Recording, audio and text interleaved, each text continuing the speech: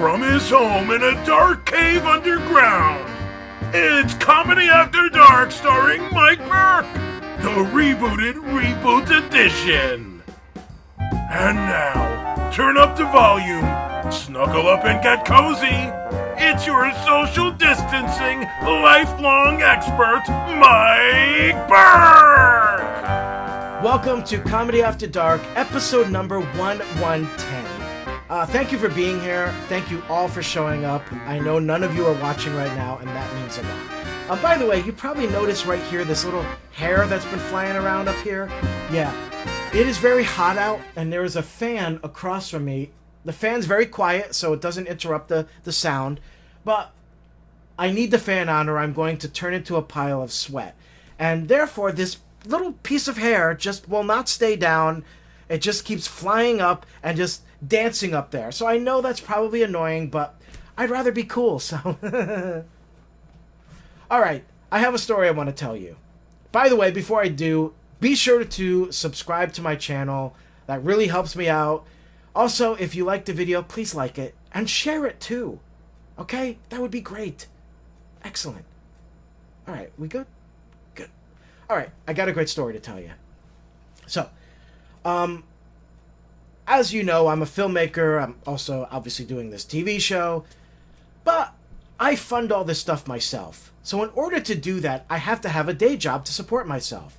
Now, in the past few years, I've been working completely for myself, 100% self-employed. I've got all these small little businesses. But before then, I did have to work in a warehouse. And as part of the job, they ended up having me make deliveries. Now, it wasn't often, usually once every so often, but I hated it. It was cool to travel to some cool places, but bottom line, I'm not a delivery guy. I just didn't want to do that, but I had no choice. So on this one particular trip, I had to go 3 states away and travel through some of the worst traffic in the country. Now, to go there wasn't bad. I go there, I make the delivery, they had some stuff they had to return, all that, whatever. And then I head back. And as I'm heading back, right from the start of it, the traffic was jammed. Absolutely jammed. Now, I'm not going to tell you exactly where I live, but I am in Connecticut. So I had to drive from New Jersey, the shorelines of New Jersey, all through New York into Connecticut on I-95. The worst highway in this country. And it was hideous. The traffic wouldn't move. It was crawling all the way from New Jersey to Connecticut the entire time. Now, if you know anything about me, I can't stand traffic. I can't. I can't even stand a minute. As soon as that traffic comes to a halt and I see all those cars in front of me just sitting there like a parking lot, I start to lose it. I start to have a panic attack. And I'm like, oh God. Oh my God. And anger erupts me. And I try to stay calm. I mean, it was a hot day. I had the AC on in the truck, so it was keeping it cool. But I was also very hungry. I hadn't eaten anything. And it's like 3 p.m. now, and I had been stuck in traffic for like 4 hours. And my nerves were getting to me. And I'm like yelling at people. And I'm like, move your cars! At one point, and to understand this truck that I was driving, it was a full-size pickup truck with an 8-foot size bed. And it had this giant rack on it. And the rack actually went over the front of the truck. And then these items that I was carrying actually extended way out past the truck and past the rack. And a car, when I was in New York, actually drove past me, went underneath the truck and underneath what I was carrying. And I'm just like, what the hell are you doing? You could have smashed into me, you son of a bitch. Cars are coming in and out, driving all over the place. Nobody's using turn signals. Pure and utter chaos. And I am freaking losing it. I'm losing it. I'm breaking out into a sweat. Not only that, I actually had work to do. I had a giant order to complete for my own home business. A giant order, one of the biggest orders I had ever received. And I had to get home so I could finish it. And so I'm like in the truck now, and I'm just like, oh, you bastard, you son of a bitch. I hate this effing job. I can't stand this mother effing job. Oh my God, I hate it. Why am I doing this? It's not worth it. It's not worth it. Oh God. And I'm like breaking out. I'm looking like a nut. People are driving by me like, oh boy. The other people are not even driving by me. They're cutting me off, and people practically slamming on their brakes and hitting me. Now the AC is not even working too well, so I'm sweating, and I'm just like, oh my God, oh God. And I'm like a wild animal. Finally, I make my way into Connecticut. I'm not that far away from where I live. And it's still wall to wall, and I look down the highway and nobody's moving, and that was when I had enough, and I start screaming. I'm like beating down the steering wheel, I'm punching the dashboard, I'm punching the door, I'm throwing things in the cab, I'm swearing and screaming. And then at that point, I slammed on the brakes, and I put my hand on the door handle, and I was like, you know what I'm going to do? You know what I'm going to do? I'm going to get out. That's right, I'm going to get out of this truck, leave it right here in the middle of this parking lot that used to be a highway, and I'm going to walk. And then I'm just going to go walk home. That's it, because I've had enough, and I quit this job. This job could shove it. They could take this truck and shove it, because I have had enough. I was seriously ready to do that. I went completely apeshit. I can only imagine what I must have looked like to the people who are around me. Because I'm looking at them going, is anybody else going crazy? And everybody's just like... But I'm just like waving my hands around. So just imagine that you're on the highway and stuck in traffic, and you see a person in the car going like this.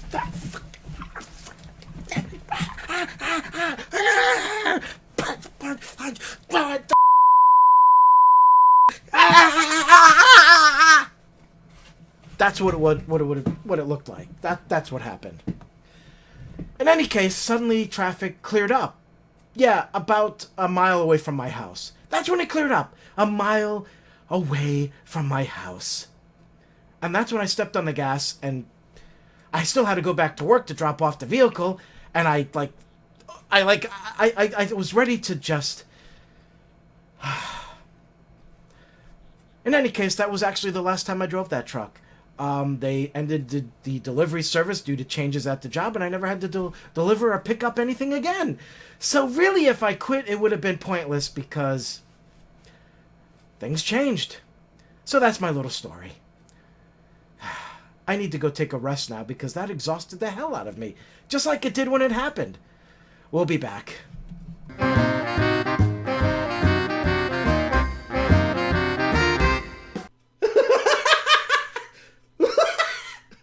Those are practical jokers. I'm Mike Burke, and I'm running for president of the United States. Look, my opponents do a lot of talking, but do any of them have solutions? What about minimum wage? That seems to be a problem, isn't it? I mean, some people are not getting paid enough. Some people are getting paid too much. Some people are getting paid just right. Well, what about those people not getting paid enough? How about that guy named Joe? Do you know Joe? Joe just started working at his first job ever. Joe has no skills. Nothing. He doesn't know what he's doing. Joe sometimes sleeps on the job. Joe's only getting paid about $7 an hour. Maybe. What the hell's minimum wage? I don't know. But anyways, Joe's getting paid minimum wage. Whatever that is.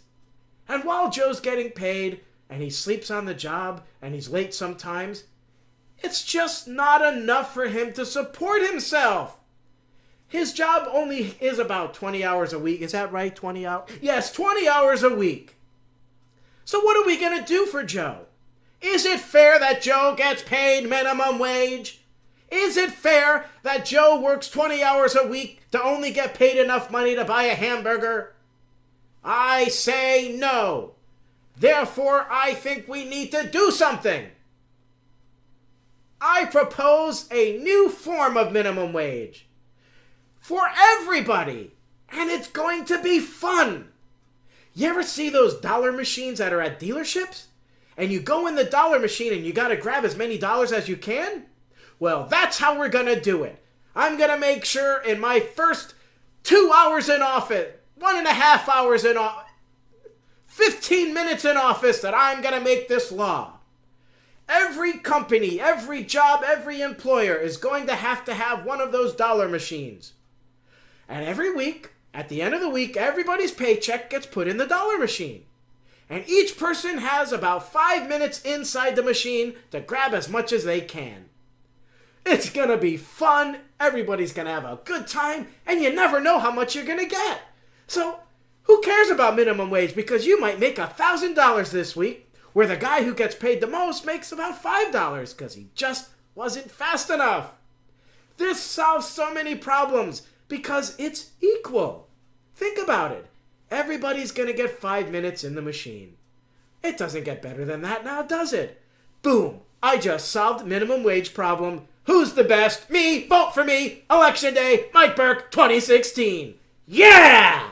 Then we're going to go to Connecticut. And then we're going to go to New Hampshire. And then we're going to go to Vermont.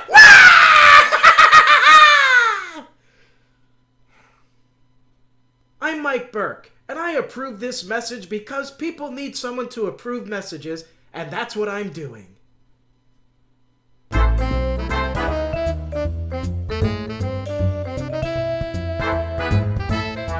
If you've enjoyed some of the characters you've seen appear on the show so far, you can actually have me create custom videos for you as those characters. Just go to Fiverr.com and you can order directly from me custom videos for whatever you need. Now, these videos can be a birthday message, a message for a coworker, something funny. It could also be a promotional video. Perhaps you want to promote your website, or even a message for your Facebook friends on your live feed. Just go to Fiverr.com and check out the link below. You'll find me there and order today. Only at Fiverr.com.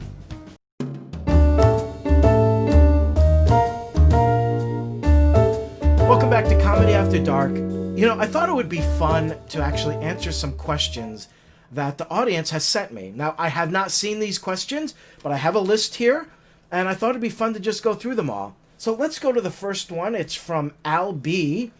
Hello, Al B. Thank you for watching. Al B asks, how long have you been a performer? Well, that's a great question, Al B. Well, Al B, I actually started out 32 years ago. Now, I know I don't look that old. I'm not. I actually was a kid when I started. I discovered that I can do celebrity impersonations and comedy, and immediately got involved in stand-up comedy. Now, I know when you're that young, you can't really go and perform in stages and bars and all that, and I didn't have a car and nobody to drive me, but people would hire me for their parties and school events and things like that. And eventually I got Comedy After Dark when I was 16, and then eventually started making independent films. So, yes, I've been doing this a very long time. That's a great question, Albie. Let's go to question number 2. Larry writes, what's your favorite punishment? What's your favorite punishment? Well, that's a very strange question, Larry. As far as I know, I don't think anybody has a favorite punishment. When you're a child and you do something wrong, a punishment is like torture. So I really don't Wait a minute. Oh, I see what happened here. This isn't a question for me. It's actually for Murr from Impractical Jokers. Larry just happened to send it to the wrong person. Larry, this is Comedy After Dark, not Impractical Jokers. I know that we are the same, and this show is just as good and as funny and as beloved as Impractical Jokers. I know. But that's, you sent the question to the wrong person. All right, let's keep going here. Sorry, Larry. This is another one here. Okay, so we have, why do you not shave? You look like a rag. And it's from your mom. Your mom. Well, your mom, I don't shave because currently I am on a special diet. It's not even a diet, it's a way of life. It's a new way of eating. And I'm working out every day to lose weight. And I don't shave to hide the disgusting fatness of my face and to hide the many chins I now have. So that's why. But thank you for asking, your mom. And let me tell you, I am like tired of you nagging on me about this over and over and telling me I look like a rag. I have my purposes, I told you, but you're on me constantly. Why? Shut up! Moving on. This comes from an Anna Kendrick. Familiar name. So Anna Kendrick asks, are you single and will you call me? To answer your question, yes and yes. Okay, and now we got our next one here. This is from Carol Baskin.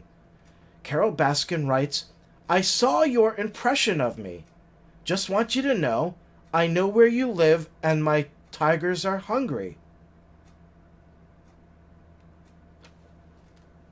Okay, so that was questions, and that was the last question and answers that we will do. I gotta go now. I think I probably need to pack up and leave somewhere. So the show will be back, but probably not with me.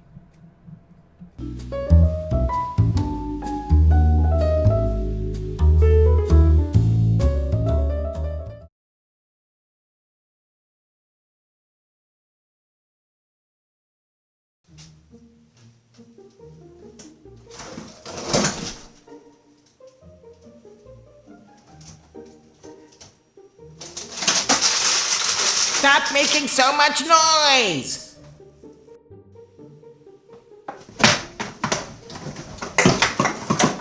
I'm trying to sleep!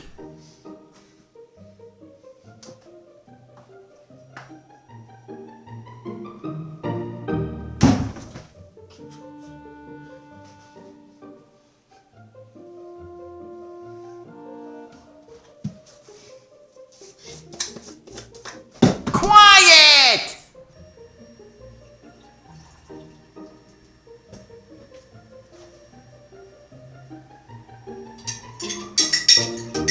What the hell is going on?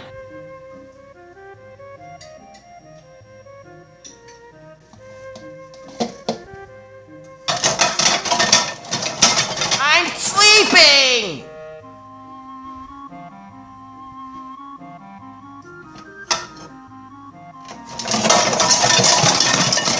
What the hell is going on? I'm trying to sleep!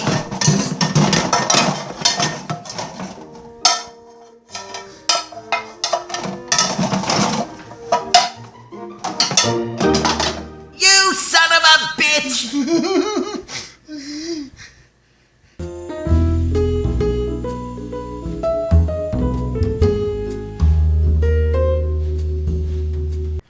Welcome back to the show. Alright, so what's about to happen is something that has never happened before. This is very exciting.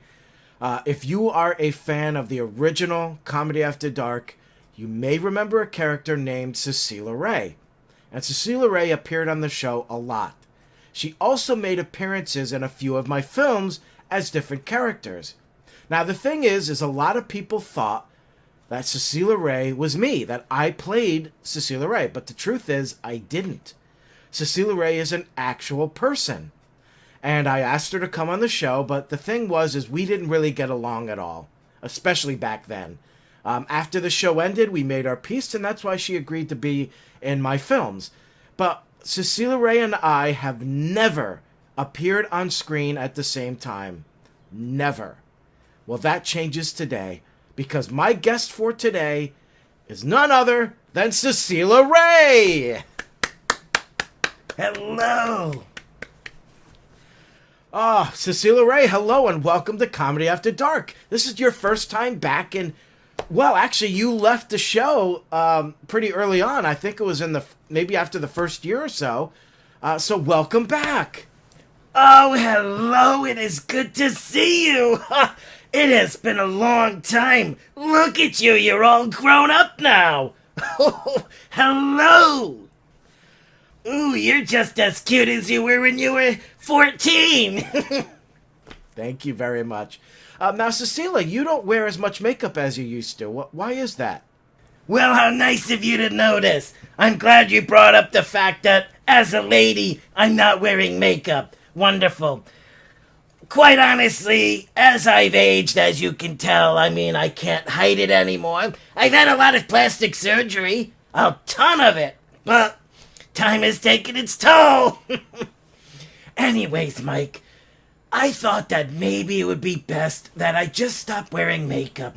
You know, I got tired of looking like a cheap whore. So, would you like to talk about it? That the fact that, I met you at a restaurant that I used to work at. I was 14 years old, and what that meeting was like. Do you remember about the pie and everything? And Of course I remember.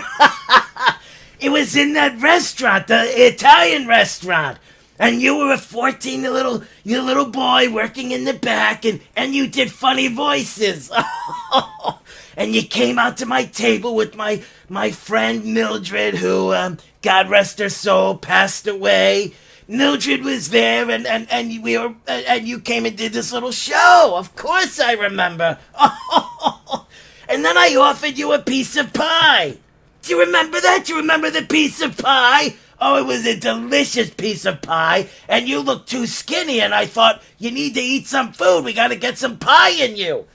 But I also made an offer to you that you never took advantage of. I offered to be your agent. And then, a few years later, I started my TV show, and I found you and asked you to be a part of it. But for some reason, we didn't see eye to eye. Well, of course, I really enjoyed my time on the show. It was fun. I got to be there with my mom, who, God rest her soul, has passed away. But the thing was, Mike, I wanted to do what I wanted to do, and you wanted me to do the things you wrote.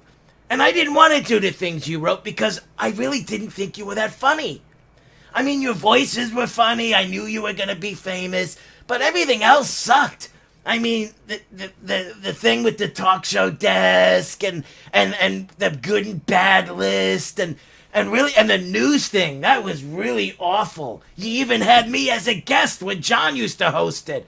It was terrible. I hated all of it. I just wanted to do my thing. I wanted to be the next Sally Jesse Raphael. Oh, she was so darling.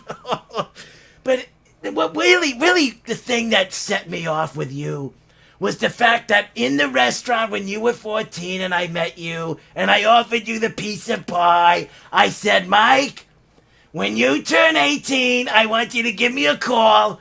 I'm going to be your agent, okay? You're going to go to Hollywood, you're going to become famous, and it's going to be me who helps you do that. And what happened on the show in your last year when you turned 18, what did you do, huh? You didn't call me. You didn't even ask. Not a peep. Not one single word from you. So at that point, I was totally disgusted. I realized that you were a runt. A little runt. A disgusting, vile little mole. A mole that I had removed off my ass and had the doctor burn with a match, you son of a bitch. Okay, I think we get the point. I think we get the point. Now, Cecilia, as part of a member of our show, one of the things that you had was your own running daytime talk show. And you would interview different people who were involved in weird things. For example, lying liars who lie. And, people who had different phobias, for example. So after the show ended, because you did leave the show, you just couldn't take being there anymore and working with me. What did you do?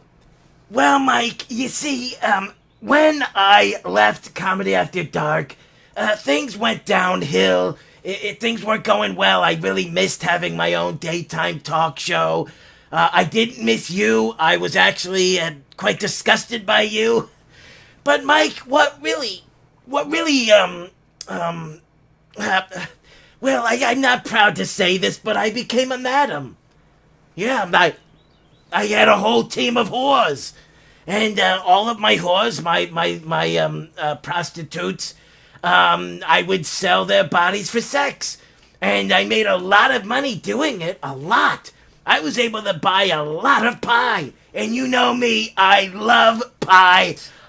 I love pie, I love turkey pie, I love chicken pot pie, I love pudding pie, apple pie, I love cinnamon strudel pie. I just love, you know what's even better? Oh my God, shepherd's pie. I love shepherd's pie. Whatever kind of pie, pizza pie. Pie.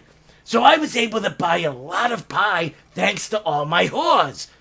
But I did get caught, and I was incarcerated for about a year. I learned my lesson, and I realized selling women for sex was just not the right thing to do.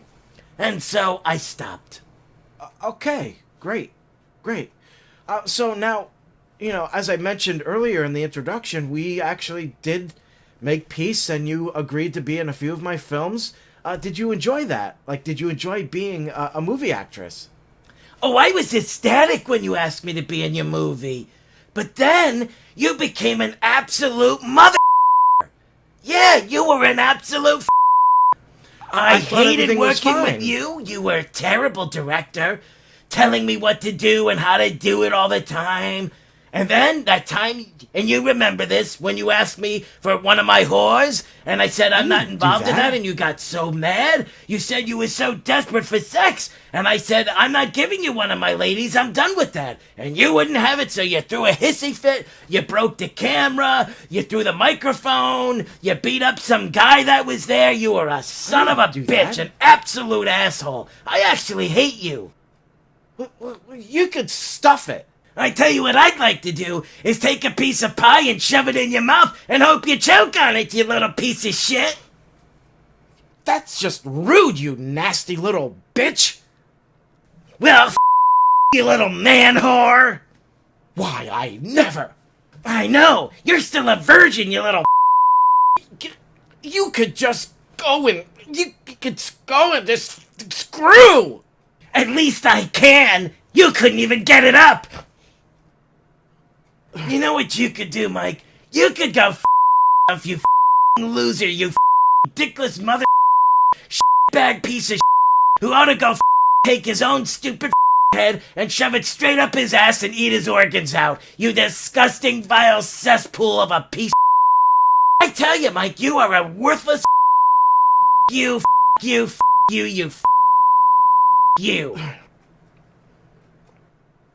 Cecilia Ray, ladies and gentlemen. Have a nice day!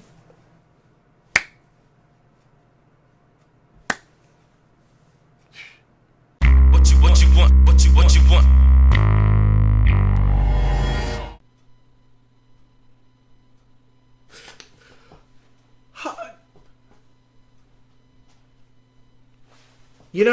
We have a very serious issue in this country. This country, right? Yeah. This country. We have an issue called racism. Now, I don't know what that is. I believe it has something to do with some people who drive too fast and some who don't. So excuse me? Oh, sorry. My campaign manager told me that that's not what racism is. It's what exactly? Oh. Racism is a serious issue in this country where people judge each other based on the color of their skin. I say we can solve this problem easily. All we have to do is all make ourselves look the same. How do we do that? I thought of a great idea just now. How about we get, white sheets and we poke holes in them and, we can have special hats. And they'd be pointy on the end, like birthday hats, because birthdays are so much fun. The little pointy birthday hats? And then we can have it drape all over us, and we'll all wear these, white robes. And that way, nobody will know who we are. We'll all look the same. This is a work in progress, but the point is, racism won't be a problem anymore because we'll all look the same. Isn't that a wonderful solution? My campaign manager said, what? Really? Oh. The white robes? No way! We will not be doing that. We will not... You know what? Let's just try to get along. We all bleed the same, for God's sake. So who cares what color we are? We all bleed the same. We're all the same people. We're human beings on planet Earth. That's how we solve the racial problems. Just accept each other. I'm Mike Burke, and I'm running for president.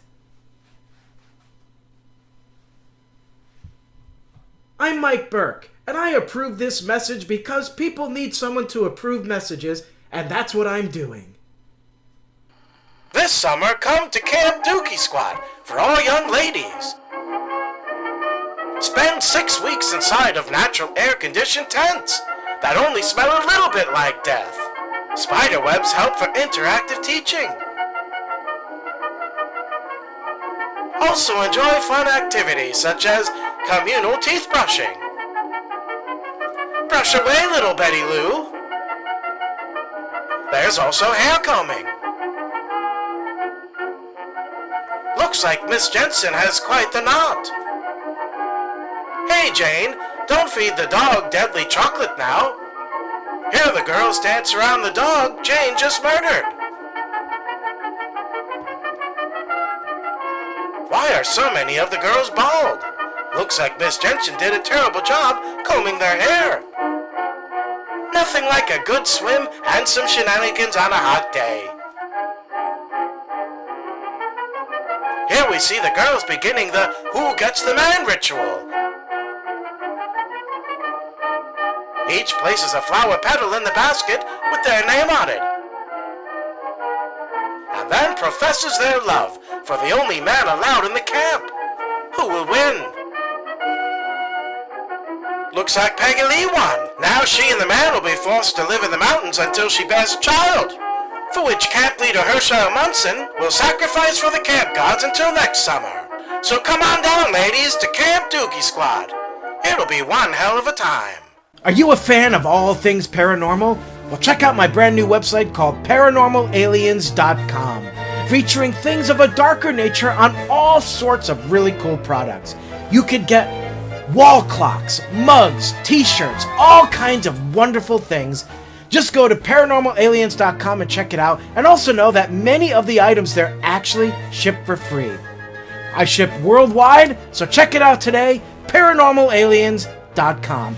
And for anybody who's a fan of Comedy After Dark, just take the coupon code down below, go to ParanormalAliens.com, and you will get 10% off your entire order.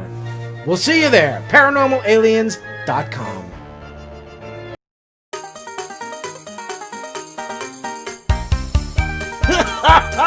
Hey, everybody! Oh, oh, oh! Hey, everybody! Welcome! Welcome to Santa's The Corona's Over Party! Ah, oh, oh, oh. I probably don't need this anymore. I've been drinking a lot of this for the past few months, let me tell you. Being trapped with Mrs. Claus for 3 full months has been the worst experience of Santa's life! She's a nagging son of a bitch, constantly telling me what to do. Nick, do this! Nick, do that! I'm just like, shut up, you stupid bitch! Well, anyways, the coronavirus is pretty much dying out, and people have stopped social distancing and wearing this stupid masks. So now, we're here today to have a party! This is a celebration! Ho ho ho!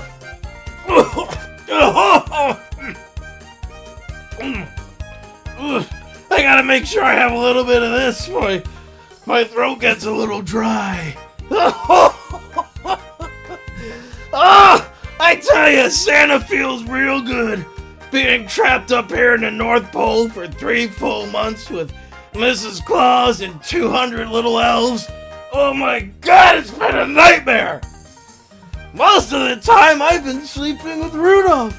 I just climb right inside his little home there, the little wooden box that he lives in, and crawl up on the hay and sleep in his own shit. Hey, it's better than sleeping next to Mrs. Claus. Hey, so I know a lot of people were concerned. They're like, hey, Santa Claus, with this whole coronavirus lockdown, what is that gonna mean for Christmas? And I was like, I don't fucking know. What the hell would I know? I'm locked down too. But now that things are starting to settle, and it looks like the coronavirus is going away, Santa Claus is gonna have an extra special Christmas for every little child, Santa's gonna get one of those hotel-type wine glass bottle things that's like this, but smaller, and I'm gonna put it in every stocking of every little boy and girl. Because hell, after the year we've had, everybody should be drinking. And I mean everybody. Oh, ho, ho. Hey, we're having a party. We're all celebrating. All the little elves are back there dancing around, and those reindeers over there, I think that's Donner and Blitzen. They're getting it on.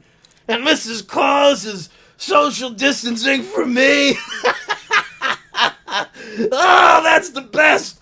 Stay over there, you little bastard. I don't even want to see you again.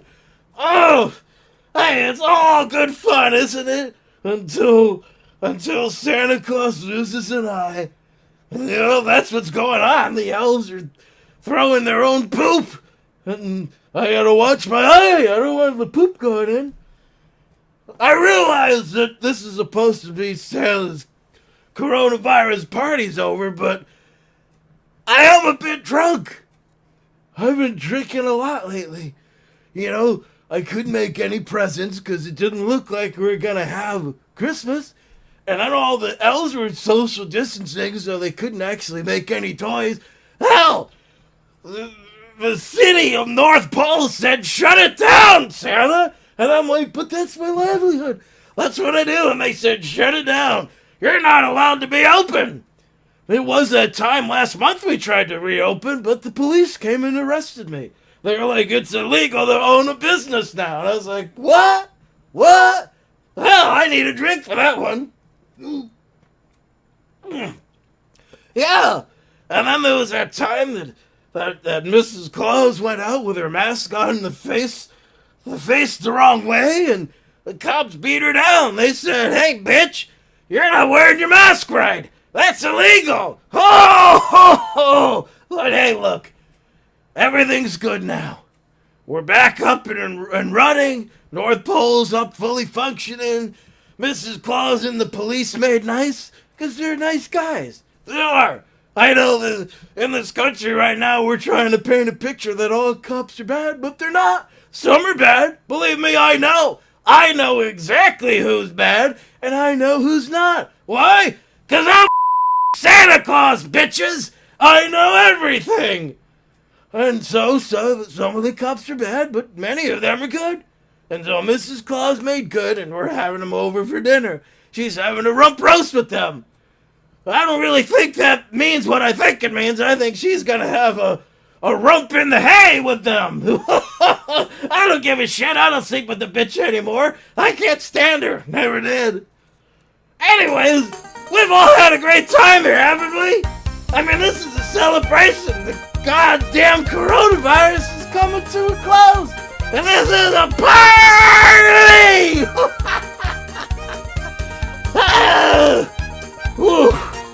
I think Santa drank a little bit too much. Santa ain't feeling too well. Santa's stomach is starting to rumble. I think something's gonna come up. Oh boy. Oh God. Just excuse me for a moment.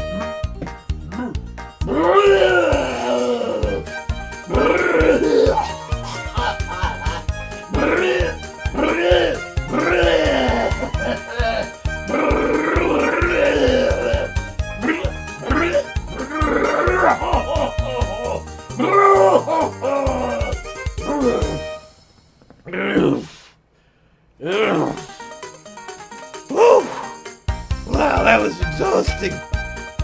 Santa blew some chunks. Hey, I'm human. We all do it, right? Ugh, I think I need to wash down my stomach now with a little more of this.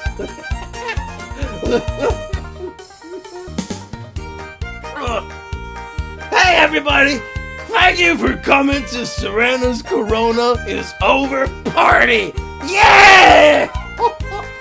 And I'll be back at Christmas time, hopefully sober, to deliver presents and alcohol to all the little boys and girls all across the world, and to celebrate, because 2020 f***ing sucks! Ho!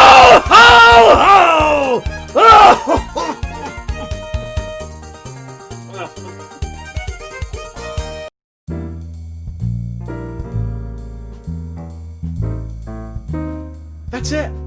We're done. 110 episodes. Can you believe it? Wow, another one bites the dust.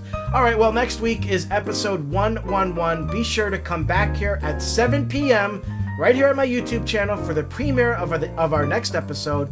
Also, if you haven't subscribed, please subscribe. It really helps my channel grow. And also, you can set up notifications so you'll know when new episodes are out and when other video content is available.